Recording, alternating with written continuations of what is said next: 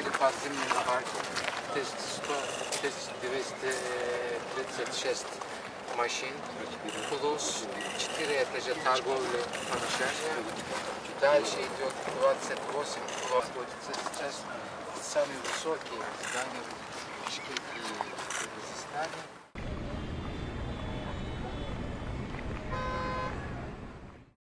Саламатсыздарбы, урматтуу шаардыктар, кадырлуу калайык калк. Биз азыр Кыргызстандын жүрөгү болгон Бишкек шаарынын так борбордук бөлүгүндө турабыз. Өзүңүздөр билгендей, бул жерде мурда жалпы кыргызстандыктарга белгилүү болгон Нарын рестораны бар эле. Мына ушул жерге жаңы көп кабаттуу, көп тармактуу комплекстин курулушунун пайдубалын түптөп, мезгил кутусын салууга чогулуп отурабыз. Мен Бишкек шаарынын борбордук бөлүгү деп жөн жерден токтолгон жокмун. Себеби бүтүндөй бир эгемендүү мамлекеттин борборунун чок ортосуна курула турган курулуш борбор калабызга көрк берип, заманбап дизайны менен айырмаланып, шаардыктарга ыңгайлуу шарттары менен жайлуу бир имарат боло турганын баса белгилеп айта кетейин. Көп тармактуу комплекс дегенибизде анын ичинде мейманкана бөлүгү менен кошо жеке ишкерлер үчүн жайлуу кеңселер, соода жүргүзүүгө ыңгайлуу жайлар да болот. Ал эми азыр бардык эле жерде талап кылынып, стандарт болуп калгандай, имараттын алдыңкы кабаттары автоунааларга токтотмо жайлар болорун айтып кетүүбүз абзел. Шаардык бийлик өз чарбачылыгында мындай комплекстин көрүнүшүнө жер шартынын ылайыгына талдоо жүргүзүп, сейсмикалык туруктуулугуна чейин кеңешип кесип, имараттын курулушун колдоо боюнча бир чечимге келди деп ишенебиз.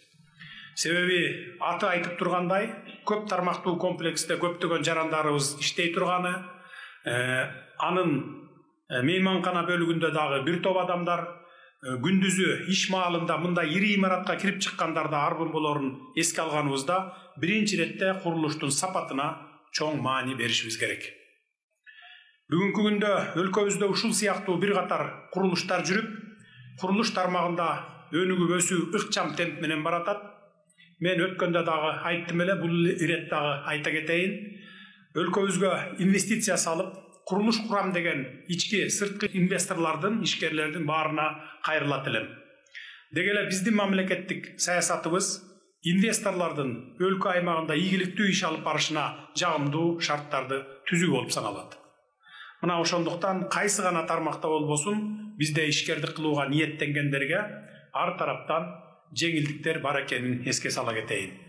Мына ушундай 5 жылдыздуу дүйнөлүк брендтеги мейманканаларды салам деген инвесторлорго мамлекет тараптан көпчүлүк жеңилдетилген шарттарды түзүп беребиз. Себеби мына ушул сыяктуу 5 жылдыздуу мейманкананы салуу үчүн эле мына ушул мейманканага 321 миллион доллардын тегерегинде акча каражат сарпталат экен. Ошондуктан биз дагы мамлекет тараптан инвесторлорго колубуздан келген жеңилдиктерди берели деп жатабыз. Эң башкысы бизде туруктуулук орноду, жарандарыбыз өлкөдө туруктуулук болмоюнча алга жылуу болбостугун абдан жакшы түшүнүп калышты. Эми урматтуу шаардыктар, пайдубалы түптөлүп жаткан имарат көп тармактуу комплекс биринчиден сиздерге кызмат кылган жайлардан болсун, сыймыгыбыз болгон Ордо калабызды кулпурткан, чет жерден келген меймандар сүйүп каттаган имарат жайга айлансын. Борбор шаарыбыз Бишкек ар тараптан өнүгө берсин.